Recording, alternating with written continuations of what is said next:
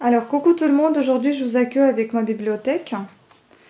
Donc là c'est une petite partie, c'est une partie de ma bibliothèque que j'ai mis ici par terre.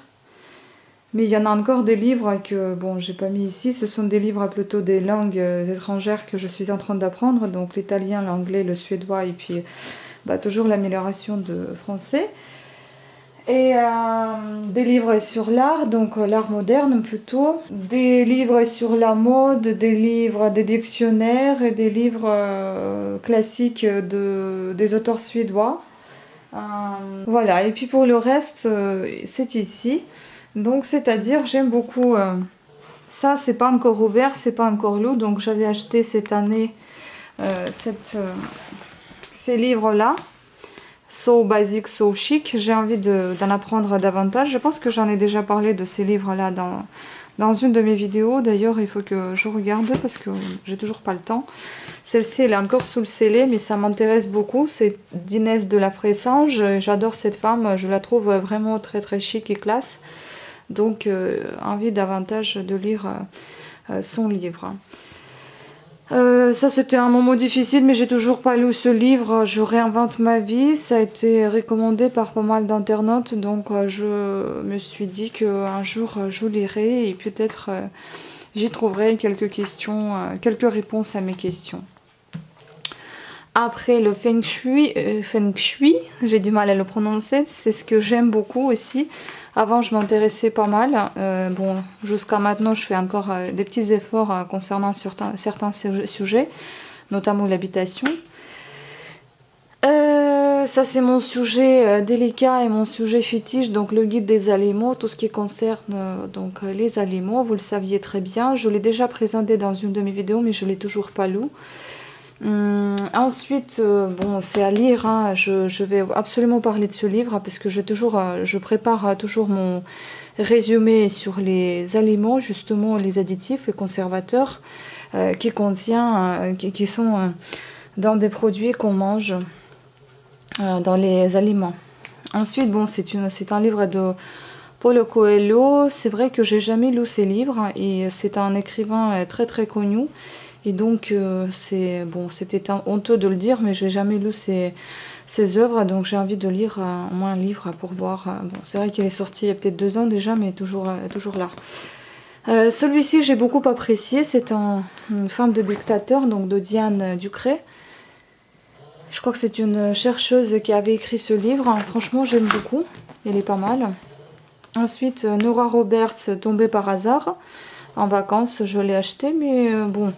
Pas mal, mais c'est vrai que j'ai mis trop de temps et trop de personnages et en fin de compte j'ai perdu le fil des événements. Bon, j'ai quand même fini, mais c'était difficile. Celui-ci, je l'ai acheté juste après avoir vu l'interview justement de Bea Johnson à la télé sur M6. Je crois que c'était l'enquête exclusive, ou je ne sais plus quelle émission c'était, mais en fait on parlait justement de zéro déchet, comment elle fait pour réduire tellement tous ces déchets-là. Donc ça m'a tenté, j'ai acheté son livre, il y a pas mal de choses intéressantes, j'en suis à moitié. Comme je suis quelqu'un qui lit plusieurs livres à la fois, voilà, il y en a pas mal qui sont à moitié lus. Ensuite, j'aime beaucoup les animaux et surtout les chats, donc j'ai ça, le petit livre concernant les chats, leurs habitudes, leur comportement, leur santé, leur race, leur caractère, etc.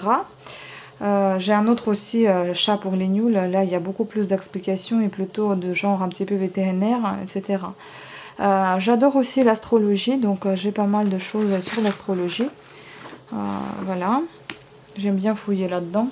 Celui-ci, horoscope chinois, et puis l'astrologie que j'avais acheté chez Carrefour, je crois que ça vient de qui ça? Voilà, Femme Actuelle. Et là franchement c'est sympa, vous pouvez trouver selon l'ordre de naissance, ascendant, descendant non, mais votre ascendant. Et puis il paraît qu'avec les années c'est l'ascendant qui prend le dessus et pas votre signe à vous. Ensuite on arrive vers déjà celui-ci, je ne sais pas, à un moment donné je crois que j'ai dû voir aussi un reportage sur cet auteur ou bien sur son livre, je sais plus, et ça m'a donné envie de le lire. À un moment donné, j'ai commencé, ensuite j'ai pas trop apprécié, donc j'ai abandonné. Mais bon, à un moment donné, je pense que je reprendrai l'envie de le relire, parce que là, je viens de le découvrir en vous montrant tout ce que j'ai. J'ai complètement oublié que je l'avais. Celui-ci est assez austère, vraiment austère. Intéressant, très, très embrouillant. Enfin, c'est bien de chercher le fil des événements. Les personnages vraiment, vraiment très confondus, on ne sait pas où on va. C'est vraiment un polar, un bon polar, hein. Franchement, j'adorais. Mais c'est un peu austère quand même, et c'est ça qui m'a un peu perturbée. Avant d'aller dormir, j'adorais, je l'ai presque avalé un coup parce que c'était quelque chose passionnel, on va dire. Franchement, ça, j'adorais ce livre. Et vu le film, bon, le film, j'ai pas du tout aimé avec Nicole Kidman. Je trouve qu'elle a surjoué. Je trouve que le film, bon, bah, comme d'habitude, dans les livres, vous avez tout. Dans le film, vous avez la moitié qui se passe et l'autre moitié, on voit pas. Et bon, bah, j'ai pas aimé le film, mais le livre, en tout cas, j'adorais. Et c'était un vrai suspense jusqu'à la fin. On s'y attendait pas à ce qui se passe, ce qui s'est passé. Je vais pas raconter parce que s'il y en a qui veulent lire, c'est pas la peine. La lune de miel, amusant quand on veut se venger de son ex. Ça, je dis ça entre guillemets, hein. C'est quelque chose, enfin, c'est la femme qui, on va dire, qui chassait un peu les hommes, quoi. Donc ça, c'est pas mal comme livre, vraiment pas mal, mais c'est vraiment quelque chose d'aussi, comment dire, c'est un détective déjà, et puis c'est quelque chose de comme comment on appelle cet animal déjà, comme la veuve noire, ou je sais plus, il y a un insecte qui tue son mâle après avoir eu un rapport avec lui. Enfin bref, c'est un peu dans ce sens-là. C'est pas tout à fait direct, mais c'est un peu dans le style, hein. Donc c'est, enfin, pas mal. Mais j'ai jamais connu cet auteur. C'était un livre offert, je crois. Oui, voilà, livre de poche offert. Après, il y a toute une série de Bernard Minier. J'ai commencé à acheter des poches, donc des livres poches. Donc je continue avec le Pocket, justement. Je ne voulais pas acheter des livres à brocher grands comme ça. Vu que j'ai commencé avec un petit, ben, il m'a fallu beaucoup de patience pour atteindre celui-ci qui est sorti là il n'y a pas longtemps, que je viens de trouver tout simplement dans le magasin.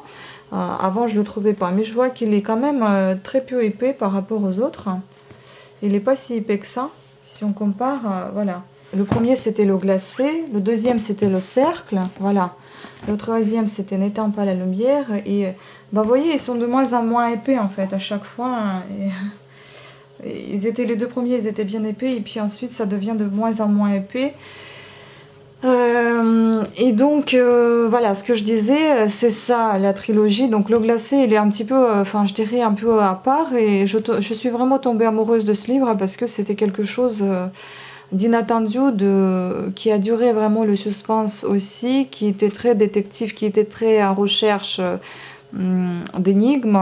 C'était trop bien, franchement j'ai beaucoup aimé ce livre. Ensuite j'avais acheté évidemment Le Cercle puisque j'ai flashé sur cette histoire là, ce thriller, et qui m'a attirée. Donc cet auteur il m'a beaucoup plu, donc j'en ai acheté un autre, et puis j'en ai acheté un troisième. Le troisième il m'a un petit peu déçue justement parce qu'il y avait trop de choses bizarre, et puis à la fin ça se terminait pas comme j'aimerais bien, et bon c'était un petit peu déprimant. Et après celui-ci je me suis dit plus jamais j'en achèterai cet auteur, pas parce que je l'aime pas, si je l'aime beaucoup, mais justement ça m'a laissé un arrière-goût très amer, et je suis restée un petit bout de temps un peu déprimée. Donc je me suis dit acheter des livres pour être déprimée après c'est pas la peine. Mais au final, comme vous voyez, j'ai quand même acheté ce dernier livre qui vient de sortir. Enfin, l'autre il est déjà sorti en octobre, enfin je crois que c'est en automne dernier, mais c'est le Pocket qui vient de sortir. Donc je vais le lire, on verra si je continue à lire cet auteur ou pas. Et comme vous voyez également, ça c'était pendant mes années universitaires, c'est Hélène Tursten, donc un thriller, Un torse dans les rochers, aussi que j'avais acheté, que j'avais lu en français et que j'avais lu également en suédois. Il fallait que j'essaie de traduire, hein, donc que je compare si c'était bien fait. Aussi assez sobre, assez tout assez austère. Bah, c'est un thriller quoi. Donc Le goût des pépins de pommes de Katharina Gena, il est pas mal, il est assez historique, mais c'est vrai que je pense qu'il faut le relire parce qu'à un moment donné tu perds le fil des événements et du coup tu sais plus ce qui se passe après, enfin et des fois c'est pas très intéressant, donc je me suis dit peut-être que j'étais pas de bonne humeur pour ce livre-là. Il faut aussi un certain humeur pour lire un tel ou tel livre, à être prêt. Donc je pense que je relirai et peut-être que j'apprécierai mieux. Bon, les tribulations d'une caissière, assez amusant, c'est cool, franchement, bien. Vite fait, lisible, très rapidement. Donna Leon, c'est la première, pour la première fois que j'achète cet auteur-là, Du sang et d'ébène. J'ai jamais lu Donna Leon, mais ça m'attire beaucoup parce que bon, tout ce qui est lié avec la culture italienne, des auteurs italiens, j'aime beaucoup. Je vais essayer, je vais lire et je vais voir si j'aime. Mais en tout cas, ça m'attire beaucoup tout ce qui est de cette culture-là. Donc, on verra bien. Peut-être que je vais apprécier, mais c'est un polar, c'est un film, un livre policier. Ça, c'est un livre en russe. C'était La solitude dans le réseau, je crois. Je sais plus comment ça s'appelait exactement en français. Janusz Wisniewski. Franchement, à un moment donné, quand j'étais souvent sur Internet, c'est vrai que ça me rappelait un peu des situations qu'on retrouve dans ce livre. Elle est très bien. Pendant cette période-là. Après, je ne sais pas si je le relirai, mais en tout cas, pendant la période concernée, j'ai beaucoup apprécié et j'étais très très accro à ce livre et à comment dire, cette suspense, cette patience, cette passion entre ces deux personnes-là. Franchement, ça m'a beaucoup plu. Harlan Coben, Ne t'éloigne pas, aussi un livre qui vous tient jusqu'au bout. Vraiment très très bien écrit, j'aimais pas mal, il est pas mal cet auteur, vraiment c'est quelqu'un qui me l'a conseillé et je trouve qu'il est très bien, je l'apprécie beaucoup. Je pense que j'en achèterai encore des livres comme ça et je relirai. Peut-être celui-ci, peut-être pas, mais peut-être que je relirai, je lirai d'autres et je ferai peut-être ma petite collection de Harlan Coben, elle est pas mal. Donc celui-ci, Le Confident d'Hélène Grémillon, j'en ai acheté, c'était son premier livre, je crois. Voilà, premier roman 5 prix littéraire. Et c'était son premier livre à elle, je crois. Et c'est un livre historique qui est un petit peu, on va dire, pas policier, mais un peu détective, un peu d'énigme, qui vous tient aussi jusqu'à bout. Vous ne savez pas ce qui va se passer, même à la fin, vous devinez un peu est-ce que vous avez tout bien saisi ou pas. C'est un livre très très bien. Au début, je l'ai lu, je l'ai revendu. Ensuite, je l'ai racheté parce que ça me tenait à cœur et je pense le relire encore une nouvelle fois parce qu'il y a vraiment cette passion, cet amour qui n'existe plus aujourd'hui, cet amour dans l'histoire des années 40 pendant la guerre. C'était quelque chose de très...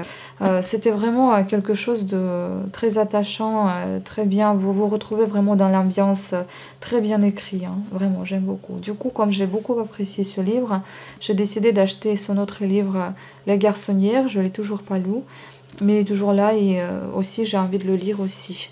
Donc ensuite, j'avais acheté celui-ci, encore pas lu non plus, donc c'est la nouvelle Camilla Läckberg. Donc c'est Viveka Sten, je suppose que ça doit être une Suédoise ou une Norvégienne, enfin quelqu'un de Scandinavie, la reine de la Baltique, ou alors carrément la Lituanienne ou autre. Donc aussi je suppose, bon je me rappelle plus, c'était un polar, oui je crois, et donc à lire. Ça, j'ai vu un film, j'ai adoré, Marcus Zusak, La voleuse des livres. Franchement, le film, j'ai beaucoup aimé. Je me suis dit, si j'ai tellement aimé le film, il n'y a pas de raison que je n'aimerais pas le livre, puisque dans le film, on ne vous dévoile pas tout. Donc, vraiment, cette histoire m'a beaucoup plu, m'a beaucoup appris, non, mais peut-être que m'a beaucoup ouvert des yeux sur des choses qui étaient beaucoup plus graves qu'à nos jours, hein. Et c'est peut-être pas la peine de se prendre la tête pour des petites choses qu'on a aujourd'hui. Les gens, pendant la guerre, ils ont eu beaucoup plus de problèmes qu'on en a aujourd'hui. Ils étaient beaucoup plus forts moralement et voilà, ils étaient beaucoup plus protecteurs, voilà, respectueux. C'est quelque chose et qui respectait aussi cette petite fille qui respectait tellement ses livres et qui voulait tellement apprendre qu'aujourd'hui on n'est pas tellement en train d'apprendre quelque chose, on est plus sur high-tech, voilà. Bref, c'est un très bon livre, hein. L'appel du coucou m'a toujours attiré pendant qu'il était un format broché, mais bon, il y a maintenant un petit format poche qui est sorti, je l'ai acheté. Ça me paraît pas mal aussi, je pense que ça doit être intéressant, il y a quelqu'un qui l'a lu qui m'avait dit que c'était bien. donc Robert Galbraith, bah, je vais lire, je vais voir. Puis ensuite, vous avez toute une petite série de livres russes, et c'est pas tout, il y en a encore. Ce sont des livres de Daria Dontsova. Je ne sais pas, je pense pas que vous la connaissez, puisque je ne crois pas que ce soit traduit en français. Ce sont des livres très très légers à lire, très légers à lire, vraiment pendant les vacances, pas se prendre la tête, très amusant et un peu dans le style policier, vraiment très cool. Il y a toujours en général, il y a un personnage qui est toujours dans ces livres. Enfin, c'est comme une série de livres de ce personnage-là, qui est toujours dans chaque livre, qu'on le rencontre toujours dans chaque livre. Ensuite, j'ai une petite poésie d'Anna Akhmatova, peut-être que vous connaissez, enfin, si ça vous dit quelque chose. Voilà, j'aime beaucoup de temps en temps lire la petite poésie, et puis c'est bien pour le cerveau, c'est bien pour la mémoire, pour l'entraîner. Ensuite, j'ai une série de polars, donc Millennium, très connue, vous connaissez tous. C'était aussi pendant mes années universitaires, on va dire littéralement, j'ai avalé les 3 premiers Millennium. C'était quelque chose de très passionnel, qui me tenait à cœur, que au départ j'ai dû noter quand même sur un bout de papier tous les personnages qui passaient dans ce livre, qui défilaient sans arrêt. Je ne trouvais pas du tout qui était quoi et qui était qui, puisque les prénoms et les noms, enfin tout ça c'est suédois, c'était assez compliqué de retenir. Mais au bout du final, quand on déroule la pelote, bah, on voit un peu qui fait quoi et quelle est l'histoire, quel est le détective, quel est ce polar assez un peu froid par moment, mais assez moderne, je dirais, et puis très attachant au niveau d'énigmes. Et puis donc j'avais acheté le 4e Millennium, cette fois-ci de David Lagercrantz, qui a repris un peu, je pense, les 3 Millennium. Bah forcément il a dû reprendre un peu le personnage, enfin les personnages, et surtout la personnage, Lisbeth. Et bon, j'ai pas encore lu parce que j'étais plus attachée à Stieg Larsson. On verra si David Lagercrantz est aussi au niveau de Larsson, et est-ce que c'est aussi bien écrit, ou peut-être différemment, mais bien quand même. Donc voilà, on en a parlé un petit peu de tous mes livres que j'ai, enfin presque tous mes livres dans ma bibliothèque. J'espère que cette vidéo vous a plu, j'espère que vous lisez beaucoup. Enfin, en tout cas, c'est bien pour la mémoire, c'est bien pour le vocabulaire. La preuve que là, il me manque un petit peu, puisque j'en ai pas lu depuis un moment déjà de livres, hein, mais vraiment, j'ai envie de recommencer, parce que c'est quelque chose qui vous apporte un truc en plus. Le vocabulaire, c'est quelque chose où vous pouvez vous évader, enfin, dans un monde à part, hein, et c'est très sympa. Donc, si vous avez envie, partagez avec moi en commentaire qu'est-ce que vous lisez vous. Est-ce que vous lisez les thrillers? Est-ce que ça vous attire ou pas? Est-ce que vous lisez des romans? Et quel auteur, etc. Ça sera sympa de partager ensemble qu'est-ce qu'on lit et qu'est-ce qu'il lit quoi aujourd'hui. Voilà. Sur ce, je vous remercie à toutes et à tous d'avoir suivi cette vidéo, de votre précieuse attention, et je vous dis à très bientôt. Ciao!